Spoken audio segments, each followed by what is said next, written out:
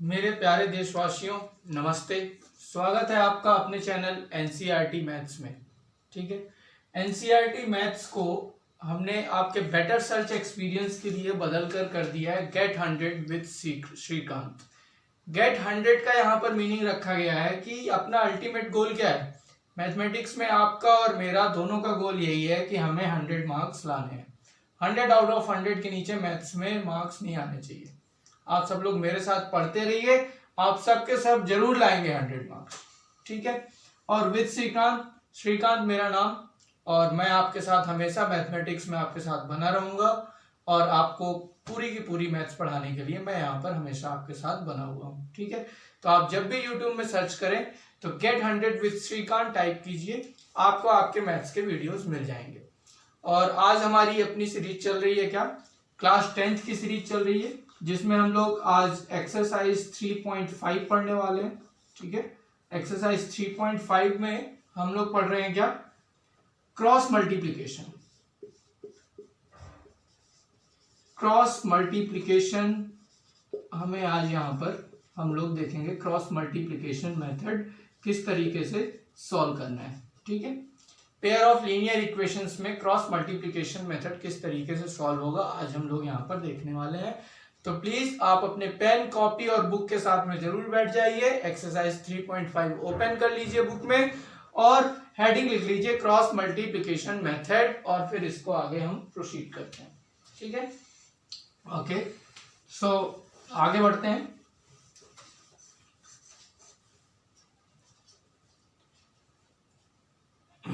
Cross multiplication method में पहले तो आप देखिए लाइन का इक्वेशन, जो पेयर ऑफ लीनियर इक्वेशंस हैं, हम लोग लीनियर इक्वेशन इस फॉर्म में होती है, a1x plus b1y plus c1 is equal to 0। जो जनरल इक्वेशन मैंने आपको लिखाई थी ax plus by plus c equal to 0।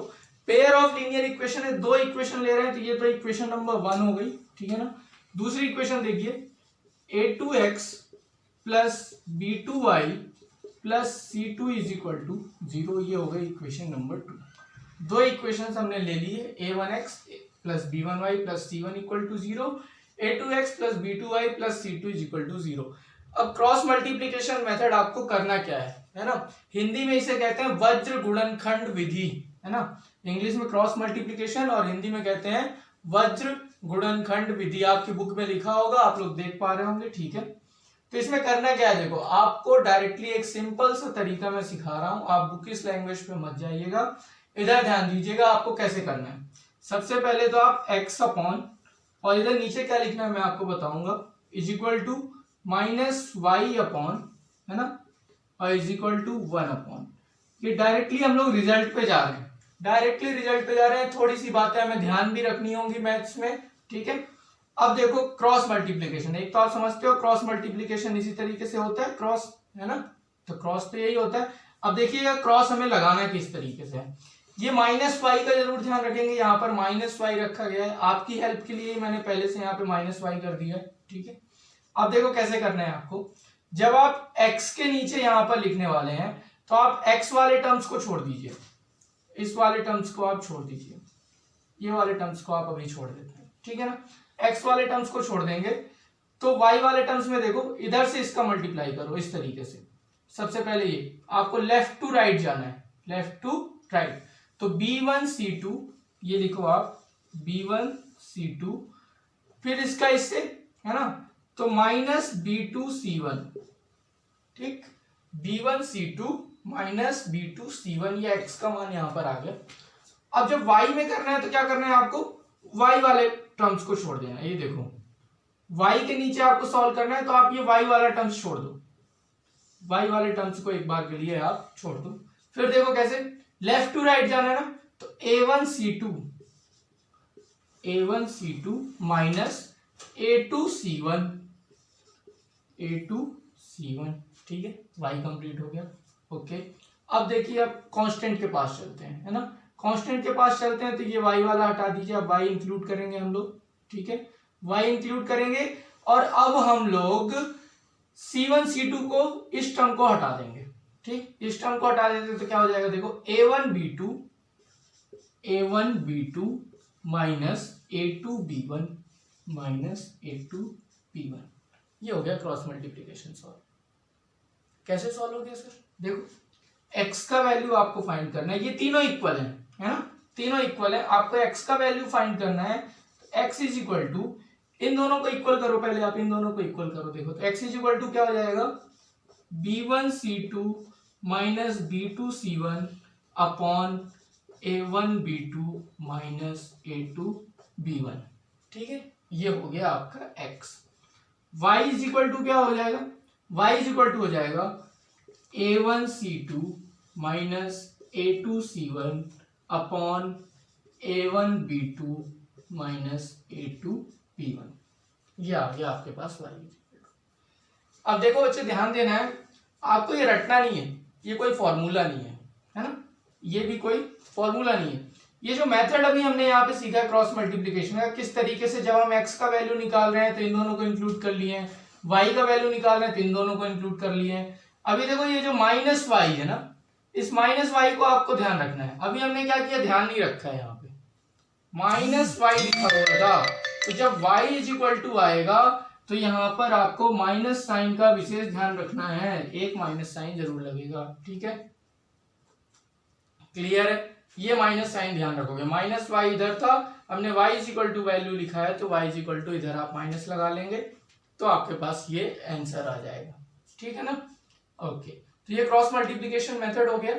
अब इसमें कुछ रिजल्ट्स भी हैं, वैसे तो वो रिजल्ट्स आपको पढ़े जाते हैं ग्राफ के साथ में, बट अपने एक्सरसाइज के कुछ क्वेश्चन सॉल्व होने हैं, तो आप लोग हेडिंग डालेंगे इसके बाद, some useful results of pair of linear equation. जी हाँ, some useful results of pair of linear equation. अब वैसे तो ग्राफ आप कोऑर्डिनेट ज्योमेट्री में पढ़ने वाले हैं मेरे साथ, बट कुछ चीजें उसके बारे में हमें यहाँ पर डिस्कस करनी बहुत ज्यादा जरूरी हो गई है ना। अभी तक सॉल्व कर चुके हैं, आपका मैथमेटिक्स में आई एम श्योर कि आपका मन लग गया होगा, है ना। तो हम थोड़ी सी ग्राफ की बातें भी सीख लेते हैं। देखो जैसे ये इक्वेशन क्या है, पेयर ऑफ लीनियर इक्वेशन हम लोग पढ़ रहे हैं ना, a1x plus b1y plus c1 is equal to 0। अब ये जो इक्वेशन है इसको बोलते हैं equation of line. Equation of line, equation of line क्या, जब आप ग्राफ बनाएंगे तो ये लाइन का इक्वेशन है, सपोज ये लाइन का इक्वेशन है, ये यहाँ पर x टर्म हो गया, ये y टर्म हो गया, ये x हो गया, ये y हो गया, यही a1x प्लस b1y, और ये कांस्टेंट दूरी भी एक होती है। जब हम लाइन डिस्कस करेंगे तो वहां पे इसको डिटेल में देखेंगे। अभी के लिए आप ये समझो कि ये जो लीनियर इक्वेशन है वो क्या होती है, लाइन का इक्वेशन होती है। ठीक है, अभी के लिए आप इतना ध्यान रखो कि लीनियर इक्वेशन क्या है, लाइन का इक्वेशन है। तो एक लाइन का इक्वेशन तो ये हो गया, एक लाइन का इक्वेशन ये ले लेते हैं, a2x plus b2y plus c2 is equal to 0। ठीक है, ये दूसरी इक्वेशन ऑफ लाइन हो गई। तो हम लोग कुछ रिजल्ट्स के बारे में बात कर रहे थे, है ना। टू रिमेंबर, ये आपको हमेशा ध्यान रखना है, ये आपको हमेशा ध्यान रखना है। रिजल्ट फर्स्ट है क्या, कैसे आता है रिजल्ट, ये मैं ग्राफ में ही बताऊंगा और यहां पे भी डिस्कस करने वाले हैं। ठीक है, a1 upon a2 does not equal to b1 upon b2। तो ये अगर इस तरीके का रेशियो आपके पास आ जाता है कि ये दोनों ratio a1 upon a2 equal नहीं है b1 अपॉन b2 के, तो इससे हमें यूनिक सॉल्यूशन मिलता है। यूनिक सॉल्यूशन, यूनिक सॉल्यूशन का क्या मतलब है कि x और y का वैल्यू तो कुछ ना कुछ जरूर निकलेगा। ठीक है, और अगर लाइंस की बात करेंगे तो इस तरीके में दो लाइंस क्रॉस करती हैं एक दूसरे को, मींस ये जो क्रॉस कर रही है ना, तो ये जो पॉइंट आएगा यही पॉइंट x और y के वैल्यू देगा।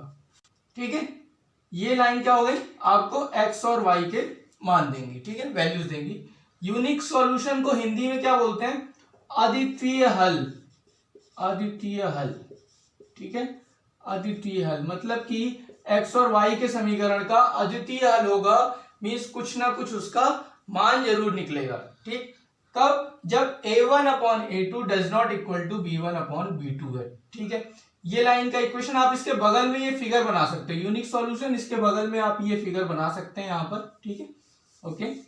अब नेक्स्ट आगे देखिए, सेकंड है, if a1 upon a2 is equal to b1 upon b2 is equal to C1 upon C2 means तीनों इक्वल आ गए। देखो तीनों इक्वल आ गए, किसके क्या होंगे, infinite number of solution, infinite number of solution, infinite number of solution. देखो ये तीनों ही रेशियो इक्वल हो गए, मीन्स कि एक लाइन है, एक लाइन है और उसी के ऊपर एक और लाइन है, उसी के ऊपर एक और लाइन है, तभी तो ये रेशियो इक्वल हो सकते हैं। ठीक है, मीन्स एक लाइन है और एक लाइन के ही ऊपर दूसरी लाइन है। ठीक है, तो हमें फिर इस तरीके का रिजल्ट प्राप्त मिलता है, A1 upon A2 is equal to B1 upon B2 is equal to C1 upon C2। आप देख रहे हो इसमें x और y, क्योंकि ये जो दोनों लाइन कई सारे जगह पे इनफाइनाइट नंबर ऑफ टाइम्स में x और y एक दूसरे से मीट कर रही हैं, इसलिए इसके कितने हो गए, इनफाइनाइट नंबर ऑफ सॉल्यूशंस हो गए। ठीक है, इस लाइन को भी आप इसके बगल में ड्रॉ कर लीजिए। ठीक है, थर्ड, और इसको आप हिंदी में क्या लिख सकते हैं कि अनंत हल, अनंत हल नहीं, infinite number of solutions means अनेक हल, क्या लिखेंगे, अनेक हल। ठीक है, अनेक हल मिलेंगे इसके। थर्ड नंबर पे देखेंगे, थर्ड नंबर पे है A1 upon A2 is equal to B1 upon B2 does not equal to C1 upon C2। ठीक है, अगर x और y के कोएफिशिएंट्स केवल इक्वल हो रहे हैं, A1 upon A2 is equal to आ रहा है B1 अपॉन B2 से, केवल ये कोएफिशिएंट्स इक्वल हो रहे हैं, इसका मतलब होता है कि these two lines are parallel. If lines are parallel मतलब कि लाइंस क्या है, समानांतर हैं। पैरेलल का मतलब समानांतर है, लाइंस पैरेलल हैं, इसका मतलब क्या होगा, नो सॉल्यूशन, नो सॉल्यूशन। इसका सॉल्यूशन निकलेगा क्या भाई, देखो कहीं पर भी x और y ये लाइंस जब मीट करेंगे ही नहीं तो उसका कोई सॉल्यूशन नहीं निकलेगा, मींस नो सॉल्यूशन। और आप हिंदी में लिख लेंगे क्या, कोई हल नहीं, कोई हल नहीं, है ना। ये रिजल्ट है, ये तीनों रिजल्ट आप ध्यान रखिए। आपको जो एक्सरसाइज 3.2 है वहां पे भी इसको डिटेल में हम लोग पढ़ने वाले हैं। वैसे ज्यादातर अब मैंने कवर अप कर लिया है, आपको केवल ये सीखना बाकी है कि ये लाइन बनती किस तरह से है। तो हम लोग कोऑर्डिनेट ज्योमेट्री में बहुत अच्छे से सीखेंगे उसे कि लाइन बनती किस तरह से है। और फिर कोऑर्डिनेट ज्योमेट्री, जो लोग जिन्हें मैथ्स अच्छी लगती है तो 11th क्लास में कोऑर्डिनेट ज्योमेट्री पूरे 5-6 चैप्टर आपको मिलेंगे, बहुत अच्छी चीज है, पढ़ने में बहुत मजा आएगा उसे। ठीक है, तो ये देखिए आपका रिजल्ट पूरा हो गया। आप फिर से एक बार रिपीट कर दे रहा हूं मैं, A1 अपॉन A2 अगर इक्वल नहीं है, does not equal to B1 upon B2 के, तो उसमें आपको यूनिक सॉल्यूशन मिलेंगे, मींस उस लाइन का, उस इक्वेशन का कोई ना कोई हल जरूर होगा। ठीक है, okay, and A1 upon A2 is equal to B1 upon B2 is equal to C1 upon C2 है, मींस क्या होगा, देखो जब ये लाइंस एक दूसरे के ऊपर ही होती हैं, लाइंस कोइंसाइड करती हैं कि एक लाइन के ऊपर दूसरी लाइन है ना, तो उसके इनफाइनाइट नंबर ऑफ सॉल्यूशंस है, बिकॉज x और y infinite number of times एक दूसरे से मिल रहे हैं। ठीक है, तो इसके बहुत सारे सॉल्यूशन निकलेंगे, तो हमने क्या लिख दिया, अनेक हल होंगे। और A1 upon A2 is equal to B1 upon B2 है, but C1 upon C2 equal नहीं है, मींस ये डिस्टेंस, देखो पैरेलल लाइन के बीच की जो डिस्टेंस है ये कुछ भी हो सकती है। अभी यहाँ पर इतनी है, आप ज्यादा कर दो और ज्यादा कर दो या और कम कर दो, इसलिए ये इक्वल हो या ना हो कोई फर्क नहीं पड़ता इससे। ठीक है, अगर ये इक्वल हो गया तो फिर ये सेकंड वाला केस हो जाएगा, है कि नहीं, मींस लाइन पैरेलल होनी चाहिए। ठीक है, कोइंसाइड नहीं करनी चाहिए। ओके, तो इसमें कोई हल नहीं होगा। तो ये था अपने एक्सरसाइज 3.5 में। अब हम लोग एक्सरसाइज में चलते हैं, एग्जाम्पल के क्वेश्चंस आप लोग स्वयं करें। ठीक है, अब एक्सरसाइज की तरफ चलते हैं, कुछ क्वेश्चन लेते हैं कि क्या है। ठीक, ओके, पढ़िए, आप लोग बुक निकाल लीजिए, बुक आपके पास है ही, और बुक में से आप क्वेश्चन पढ़िए। फर्स्ट क्वेश्चन को रीडिंग लीजिए कि क्या है फर्स्ट क्वेश्चन। देखिए साथ में आप पढ़ते रहेंगे, साथ साथ में एक्सरसाइज सॉल्व करते रहेंगे, तो आपको बहुत अच्छे तरीके से आप अपनी पूरी की पूरी मैथ्स कंप्लीट कर सकते हैं मेरे साथ में। आपको पता भी नहीं चलेगा और कब आपकी मैथ्स कंप्लीट हो चुकी होगी। और जैसा कि हमने नाम रखा है गेट 100, तो आई एम श्योर कि आप लोग 100 आउट ऑफ 100 जरूर लेकर आएंगे। ओके, सो फर्स्ट क्वेश्चन देखते क्या है। Which of the following pairs of linear equation has unique solution, no solution, or infinitely many solution? In this case, if there is a unique solution, find it by using cross multiplication method. ठीक है, तो first question देखो, आपको सबसे पहले क्या करना होगा इस क्वेश्चन में, देखो आपको पहले तो चेक करना होगा, है ना, कि whether there is a unique solution or not, there is a infinite number of solutions or there is any solution if there is. Okay, so next हम लोग क्वेश्चन लेते हैं first, x minus 3y minus 3 is equal to 0 and 3x minus 9y minus 2 is equal to 0. अब जैसे ये first question है, देखो मैं ये फर्स्ट क्वेश्चन अभी आपको बता रहा हूं, फिर आपको इसमें फर्स्ट में 4 क्वेश्चंस हैं, कुछ क्वेश्चंस आपको भी करने होंगे। देखो किस तरह से करने हैं। ये इक्वेशन 1 है, इक्वेशन 2 है, वैसे इनकी कोई जरूरत हमें खास नहीं पड़ने वाली है। तो आप इसमें क्या करेंगे, सबसे पहले आप a1 a2 b1 b2 और c1 c2 की वैल्यूज लिख लीजिए। सो a1 इज इक्वल टू कितना है बताओ, a1 प्लस माइनस का मेन ध्यान रखेंगे। देखो जहां पे हमने फॉर्मूला पढ़ा है a1x plus b1y plus c1 is equal to 0, है ना। तो a1 का वैल्यू कितना है 1, और यहां से अगर मैं b1 का वैल्यू पूछूंगा तो क्या बताओगे 3, और जैसे ही आप 3 बताओगे सब गलत हो जाएगा। ये देखो यहाँ पे क्या साइन था, प्लस b1, तो प्लस b1 अगर लेते हैं तो b1 का वैल्यू आएगा -3, b1 का वैल्यू क्या आएगा -3, एंड c1 का वैल्यू हो जाएगा कितना, c1 वैल्यू हो जाएगा ये भी -3। आपको हमेशा प्लस साइन के साथ में फॉर्मूले को डिराइव किया गया है, तो अगर माइनस कहीं पे मिलता है तो माइनस को साथ में बताना है, ठीक है। ओके, इसी तरह से a2 इज इक्वल टू आ गया 3, b2 इज इक्वल टू आ गया -9 and c2 is equal to आ गया कितना -2, ठीक है। ओके, अब हम चेक करेंगे a1 अपॉन a2 क्या है, a1 upon a2 is equal to 1/3, okay, b1 upon b2 is equal to -3 upon -9, okay, minus से माइनस कैंसिल हो गया, 3 1 जा 3 3 जा 9, तो इसका वैल्यू आ गया 1/3, एंड c1 अपॉन c2 आ गया अपने पास कितना -3 अपॉन -2, ये कैंसिल हो गया, आंसर आ गया 3/2। तो यहां से हमें रिजल्ट क्या मिलता है, a1 upon a2 is equal to b1 upon b2 does not equal to c1 upon c2। इसका मतलब क्या है, this equation has no solution, this equation has no solution, है ना। नो सॉल्यूशन क्यों, अभी तो हमने कंडीशन लिखी है, means these lines are parallel, these lines are parallel. ये रिजल्ट आपको एक्सरसाइज 3.2 में है, वहां पे हम देखेंगे अभी, ठीक है। तो these lines are parallel, equation has no solution, ठीक है। ये आपका क्वेश्चन इस तरीके से हो गया। अब देखो अगर हमें जब यूनिक सॉल्यूशन मिलेगा तब हम उसे फाइंड करेंगे, ठीक, क्रॉस मल्टीप्लिकेशन मेथड से। तो इस क्वेश्चन में तो नो सॉल्यूशन है, कुछ हम फाइंड ही नहीं कर सकते हैं। ओके, सो अब एक्सरसाइज के नेक्स्ट क्वेश्चन की तरफ चलते हैं। नेक्स्ट क्वेश्चन है अपने पास, सेकंड क्वेश्चन देखेंगे। सेकंड क्वेश्चन है 2x plus y is equal to 5 and 3x plus 2y is equal to 8। Okay, आप लोग भी अपनी कॉपी में इसको सॉल्व करने की कोशिश करो। सबसे पहले क्या ध्यान रखना है, आप सबसे मेन चीज ध्यान रखेंगे, ये जो 5 है ना, इक्वल टू 5 इस तरफ है। हमने फॉर्मूला क्या पढ़ा है, देखो फिर से मैं लिख रहा हूं, a1x plus b1y plus c1 is equal to 0। c1 equal to की उस तरफ तो नहीं लिया हमने, c1 इस तरफ है ना, इक्वल टू 0 है इस तरफ, तो पहले तो आप 5 को इस तरफ लाओ, तो जैसे ही 5 इस तरफ लाओगे तो ये -5 इज इक्वल टू 0 हो जाएगा, कोई प्रॉब्लम नहीं है। कॉपी में इस तरह से मत करना, आप नहीं मिटा पाओगे, है ना, आप उसको इरेज नहीं कर पाओगे। सो ये -8 इज इक्वल टू ये 0 हो गया, ठीक है। आप कॉपी में दोबारा लिख लेना, इतनी मेहनत करो आप लोग भी। तो ये इक्वेशन 1 हो गई, इक्वेशन 2 हो गई। अब इसमें लिख लो सीधे सीधे, a1 is equal to 2, b1 is equal to कितना हो गया 1 and c1 is equal to हो गया क्या -5।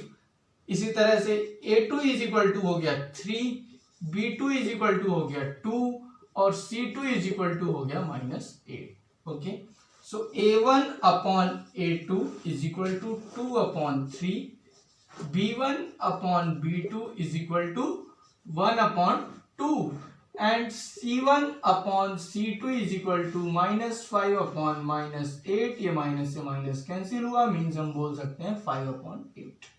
ओके, तो रिजल्ट देखने से क्या मिल रहा है हमें? रिजल्ट देखने से हमें ये पता चल रहा है कि A1 upon A2 does not equal to B1 upon B2 as well as does not equal to C1 upon C2, means ये तीनों में ही कोई भी इक्वल नहीं है। तो हमें फर्स्ट वाला रिलेशन याद करो, A1 upon A2 does not equal to B1 upon B2 does not equal to C1 upon C2। अच्छा, ये दोनों इक्वल नहीं है, ये भी इक्वल नहीं है, कह दो सर ऐसा रिलेशन तो कुछ लिखा नहीं है, वो फर्स्ट रिलेशन में काउंट होगा, है ना। ये अगर आप देख लो कि x और y के कोएफिशिएंट्स इक्वल नहीं है तो आप उसी रिलेशन को लो। अब इसमें हमने क्या पढ़ा है? यूनिक सॉल्यूशन होता है। क्या होता है? यूनिक सॉल्यूशन होता है। यूनिक सॉल्यूशन मतलब क्या होता है? इसका एक अद्वितीय हल होगा। क्या लिखेंगे आप? कि इसका एक अद्वितीय हल होगा। ठीक है, दोनों में से कोई एक ही लिखना। अगर आप इंग्लिश मीडियम में पढ़ रहे हैं तो यूनिक सॉल्यूशन होगा, और हिंदी मीडियम के अगर आप छात्र हैं तो क्या होगा? अद्वितीय हल होगा। ठीक है भाई, इतना आपने नोट कर लिया। अब ये नोट करने के बाद क्वेश्चन में हमें क्या लिखा हुआ है कि if there is a unique solution, अगर वहां पर कोई अद्वितीय हल है तो उसे फाइंड करो। आप इसमें से क्रॉस मल्टीप्लिकेशन मेथड से x और y के वैल्यू फाइंड करना है, मींस वज्र गुणनखंड विधि से फाइंड करना है। क्वेश्चन तो आप पढ़ ही रहे होंगे, ठीक है।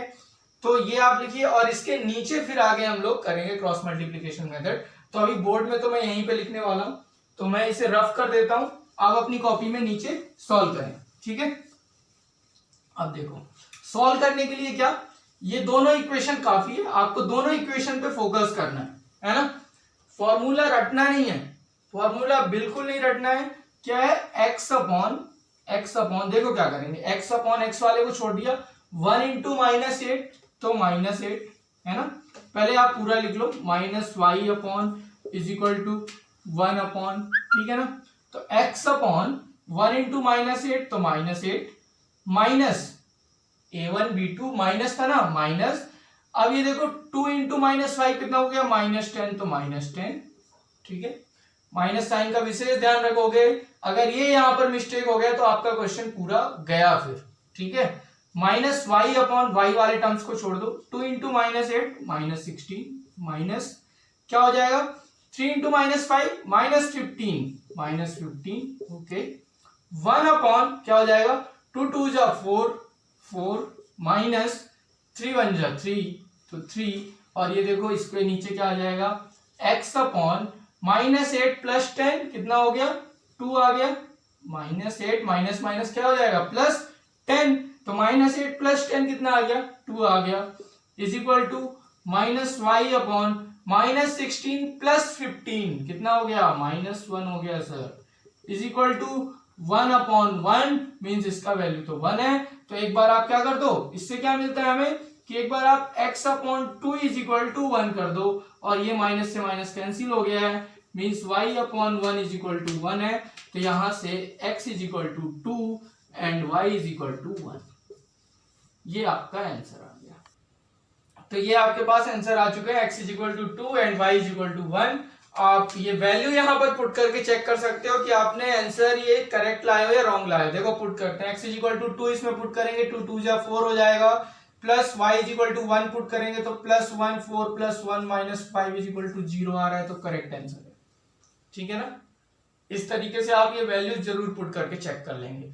तो इसमें क्या था? एक अद्वितीय हल था, एक यूनिक सॉल्यूशन था। तो यूनिक सॉल्यूशन अपने पास आ चुके हैं, x is equal to 2 and y is equal to 1, ठीक है। नेक्स्ट क्वेश्चन की तरफ चलते हैं। अब थर्ड और fourth question I am sure कि आप लोग चाहते होंगे कि मैं ना बताऊं, है ना, कुछ आप लोगों को भी सॉल्व करना चाहिए। तो फर्स्ट क्वेश्चन के थर्ड एंड फोर्थ आप लोग खुद सॉल्व कर लेंगे, ठीक। अगर आप नहीं कर पाते हैं, ठीक है, कोई प्रॉब्लम आती है, आपको आंसर फाइंड करने में कोई प्रॉब्लम आती है, तो ये मैं आपको नंबर बता रहा हूं अपना 6264083192। इस नंबर पर आप व्हाट्सएप करें, ठीक है, अपना क्वेश्चन आप व्हाट्सएप करें। अगर जरूरी होगा उसका वीडियो सॉल्यूशन तो मैं उसका वीडियो सॉल्यूशन आपको दे दूंगा, और अगर आप वहां पर पेन पेपर के सॉल्यूशन से समझ जाते हैं तो आपको पेन पेपर में सॉल्यूशन मिल जाएगा, ठीक है। इस नंबर पर आप व्हाट्सएप करें, और घर पर रहें, पढ़ते रहें, ठीक है, मैथ्स पढ़ते रहें, और साथ साथ में अपने दूसरे सब्जेक्ट्स पर भी जरूर ध्यान दें, ठीक है।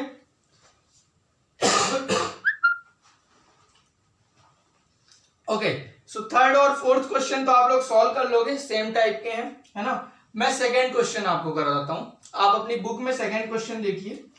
For which values of a and b does the following pair of linear equation have an infinite number of solutions? ठीक है, हिंदी मीडियम के बच्चे भी अपनी बुक में क्वेश्चन देखें और पढ़े क्या है कि जो भी इक्वेशन दी हुई है इसके इनफाइनाइट नंबर ऑफ सॉल्यूशंस हैं, तो उसके लिए हमें a और b के वैल्यू फाइंड करने हैं। For which values of a and b, अब सबसे पहले हम इक्वेशन लिख लेते हैं क्या है, देखो सेकेंड क्वेश्चन देखेंगे। 2x plus 3y is equal to क्या है, 7 है। 2x plus 3y is equal to 7 और सेकेंड इक्वेशन में है a minus b into x plus a plus b into y, a plus b into y is equal to 3a plus b minus 2। ये equation है, ठीक है ना। सबसे पहले तो क्या, अब मैंने आपको क्या बताया था कि सबसे पहले तो इक्वल टू के उस तरफ आरएचएस साइड में 0 होना चाहिए, है ना। तो ये जो इक्वल टू 7 है, आप इसको इस तरह से देखो, मैं कॉपी में आपको लिखना है ना, इस तरीके से आप क्या करोगे, 2x plus 3y minus 7 is equal to 0। ये आपका इक्वेशन 1 हो गया। इसको भी इस तरफ लाओ तो ये क्या हो जाएगा, a माइनस बी, ये माइनस है, a minus b into x plus a plus b into y minus, ये जो है ना, ये आरएचएस साइड में c, इसको पूरा का पूरा इस तरफ लाओ तो ब्रैकेट के साथ लिख लेते हैं 3a plus b minus 2 is equal to 0, ठीक है ना। ये कंप्लीट मान लो आप यहां पर, ये कंप्लीट है c, ठीक है। पॉजिटिव साइन था, इस तरफ ले आए, नेगेटिव साइन हो गया, तो अंदर तो अभी हमें साइन उसी तरह से रखना है, समझ रहे होंगे आप लोग। a और b के वैल्यू फाइंड करने, देखो ये जो a और b है, ये a और b के हमें वैल्यू फाइंड करने हैं। और क्वेश्चन में हमें क्या दिया हुआ है, अकॉर्डिंग टू द क्वेश्चन हमें क्या कहता है, बताओ अकॉर्डिंग टू द क्वेश्चन क्या है। अकॉर्डिंग टू द क्वेश्चन क्या है, infinite number of solution, these equations has infinite number of solution, infinite number of solution, है ना। तो इनफाइनाइट नंबर ऑफ सॉल्यूशन के लिए क्या हमने पढ़ा है कि a1 upon a2 is equal to क्या होगा, b1 upon b2 is equal to होगा c1 अपॉन c2 के, ठीक है। तो यहां पर मैं लिख देता हूं, आप देखेंगे a1 अपॉन a2, a1 का वैल्यू कितना है, 2 है, तो 2 upon a minus b is equal to होगा किसमें, b1 upon b2 means 3 upon a plus b is equal to होगा किसमें, -7 अपॉन, -7 अपॉन क्या आएगा, देखो -3a प्लस b माइनस 2, ठीक है ना। ये माइनस से माइनस आप कैंसिल कर सकते हो, ठीक। अब मैं इसको रफ कर रहा हूं, है ना। इसके नीचे से आप लोग सॉल्व करेंगे, इतना आप नोट कर लीजिए, है ना। इसके नीचे से आप लोग सॉल्व करेंगे, देखते हैं हम क्या होता है आगे।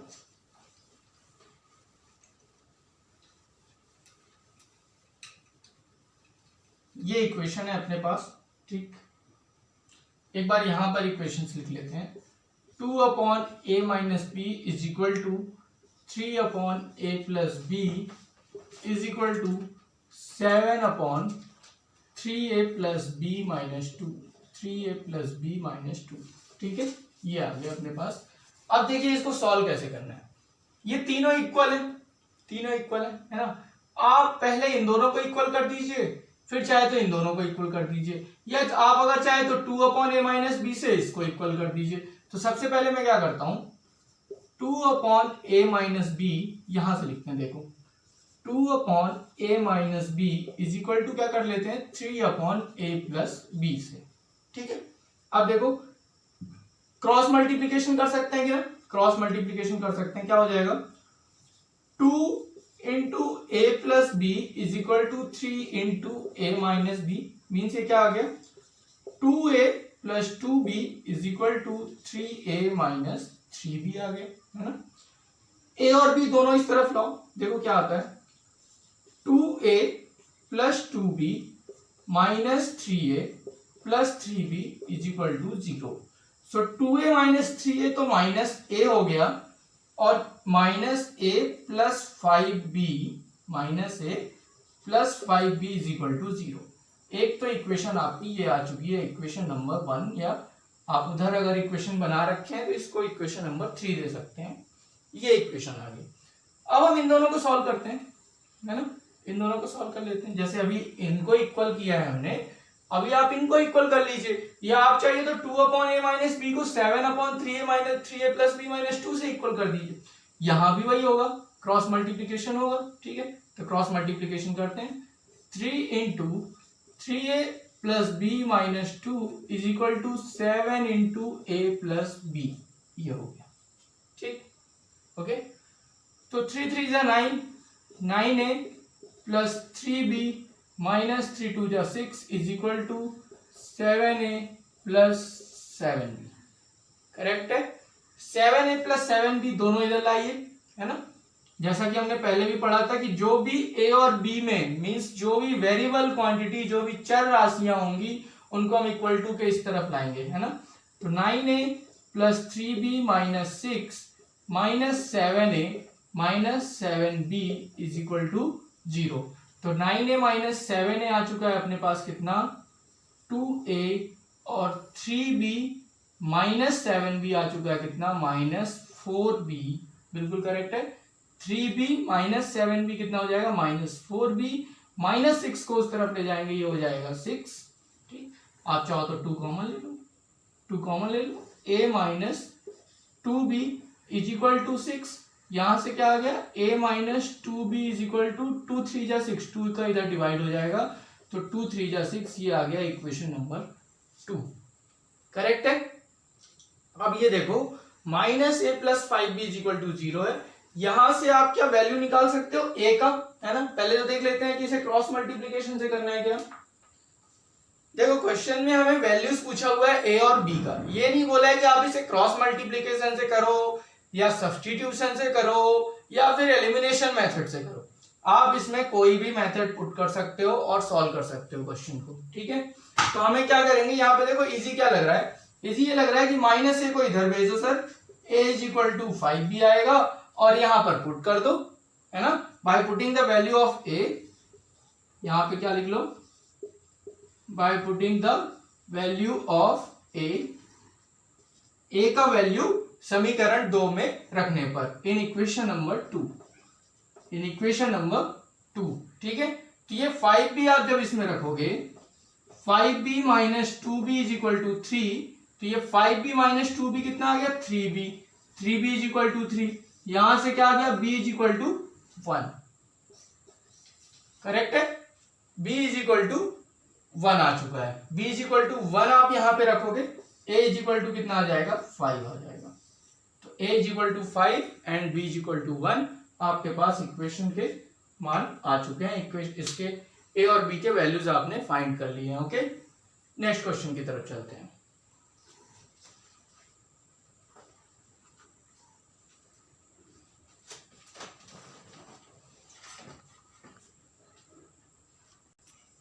ओके, तो अब नेक्स्ट क्वेश्चन की तरफ चलते हैं, क्वेश्चन नंबर 3 की तरफ, है ना।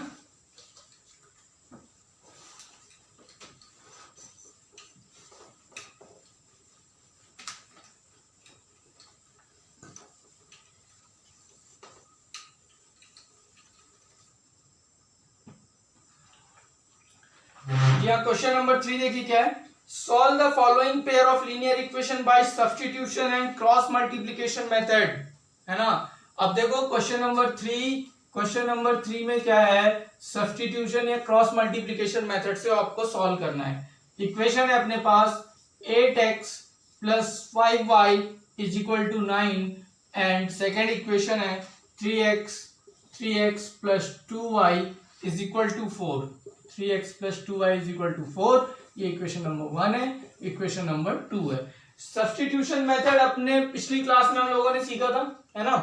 यहां पर क्रॉस मल्टीप्लिकेशन मेथड से मैं आपको सॉल्व करके बता रहा हूं। सब्स्टिट्यूशन में आप क्या करोगे, x या y में से किसी एक का भी कोफिशिएंट इक्वल करो, जैसे ये y का कर लोगे अगर, तो इस इक्वेशन में 2 से मल्टीप्लाई कर दो, इसमें 5 से मल्टीप्लाई कर दो, दोनों के कोफिशिएंट्स इक्वल हो जाएंगे, फिर आप उसको एलिमिनेट कर दो, आई एम सॉरी, ये सब्स्टिट्यूशन नहीं, ये क्या है, ये एलिमिनेशन मेथड मैंने आपको बता दिया। सब्स्टिट्यूशन में तो हमें क्या करना होता है कि एक इक्वेशन से x या y का वैल्यू फाइंड करना होता है और उसके बाद हम इसको दूसरी इक्वेशन में पुट करते हैं, वो होता है क्या, सब्स्टिट्यूशन मेथड। अभी मैं आपको यहाँ पे क्रॉस मल्टीप्लीकेशन सॉल्व करने वाला हूँ, सब्स्टिट्यूशन आप लोग खुद करेंगे, ठीक है।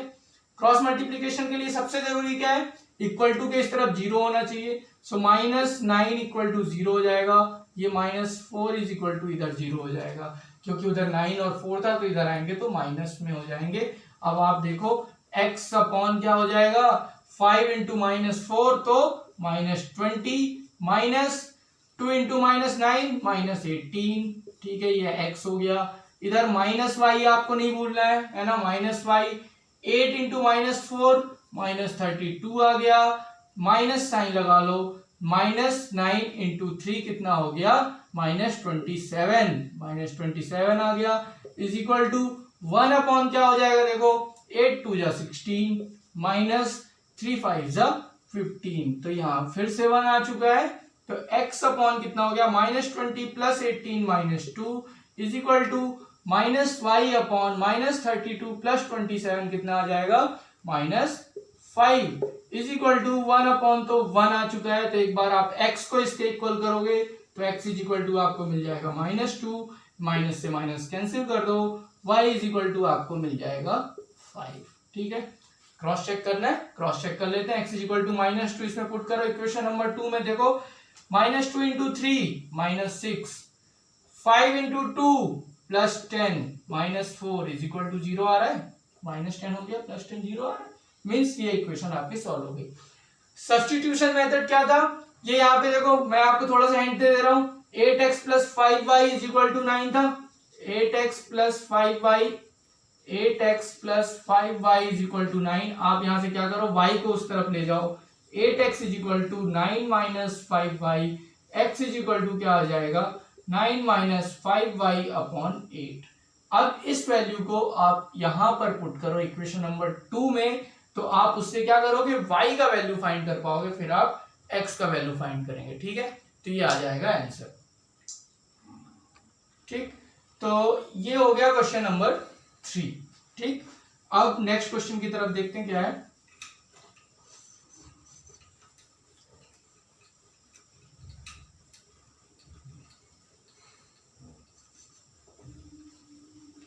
नेक्स्ट क्वेश्चन अपने पास, form the pair of linear equation. अच्छा, ये आप अपनी बुक में देख रहे होंगे, तो नेक्स्ट क्वेश्चन में 5 पार्ट्स हैं, इसके 5 क्वेश्चंस हैं, तो आप इनको अभी तो सॉल्व करने की कोशिश करो, बाकी इनको मैं नेक्स्ट वीडियो में आपके लिए सॉल्व करता हूँ। क्या है कि वीडियो काफी बड़ा हो रहा है, वीडियो ज्यादा बड़ा भी नहीं होना चाहिए, आपका पढ़ने में भी मन लगना चाहिए। तो आज यहीं तक, ठीक है। उसके आगे आपको नेक्स्ट पार्ट में इसी एक्सरसाइज का नेक्स्ट पार्ट मिलेगा, तो वहां पर डिस्कस करेंगे। तो आप बने रहिए गेट 100 विद श्रीकांत के साथ में, और आपको मैथ्स पढ़ते रहिए, घर पे रहिए, खुश रहिए और पढ़ते रहिए।